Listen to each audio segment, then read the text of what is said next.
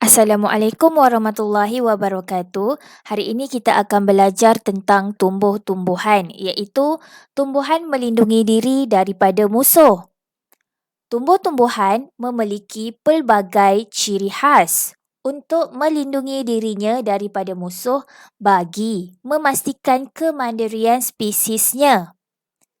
Kemandirian spesies tumbuhan ini bermaksud keupayaan sesuatu tumbuhan dalam memastikan spesiesnya terus hidup. Ciri-ciri khas tumbuhan melindungi diri daripada musuh terdapat 5. Yang pertama, berduri tajam, contohnya durian dan juga nenas. Yang kedua, mengeluarkan getah, contohnya nangka. Yang ketiga, berbulu halus, contohnya labu. Yang keempat, beracun, contohnya pokok keladi. Dan yang kelima, berbau busuk, contohnya pokok Rafflesia.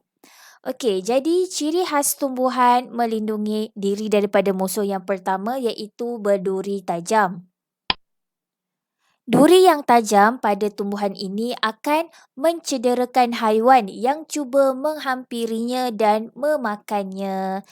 Contohnya adalah pokok bunga mawar, pokok semalu dan juga pokok kaktus. Jadi tumbuhan ini dia akan mencederakan haiwan yang cuba mendekati dirinya. Ciri khas tumbuhan yang kedua iaitu mengeluarkan getah. Getah yang melekit akan menghindarkan haiwan daripada memakannya. Contohnya, pokok nangka, pokok oleander dan juga pokok keladi. Jadi, tumbuhan ini dia akan mengeluarkan getah bila ada haiwan yang ingin makan. Ciri khas tumbuhan yang ketiga iaitu berbulu halus. Bulu halus pada tumbuhan ini akan menyebabkan kegatalan kepada musuh.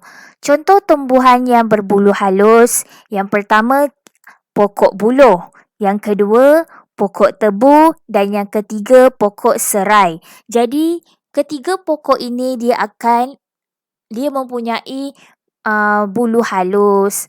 Jadi bila ada musuh yang ingin menghampirinya, dia akan kegatalan. Ciri khas tumbuhan yang ketiga iaitu beracun. Racun menyebabkan musuh sakit atau mati apabila memakannya. Jadi tumbuhan ini dia mempunyai racun. Contoh tumbuhan yang mempunyai racun yang pertama adalah pokok pompong. Kedua, pokok keladi.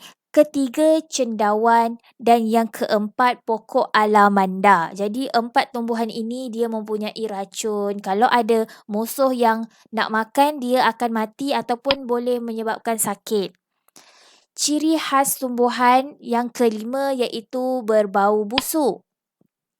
Bau yang tidak menyenangkan dapat menghindarkan haiwan daripada mendekatinya. Contoh tumbuhan yang mempunyai bau busuk yang pertama, pokok bunga tahi ayam. Yang kedua, pokok pakma atau nama lainnya pokok Rafflesia.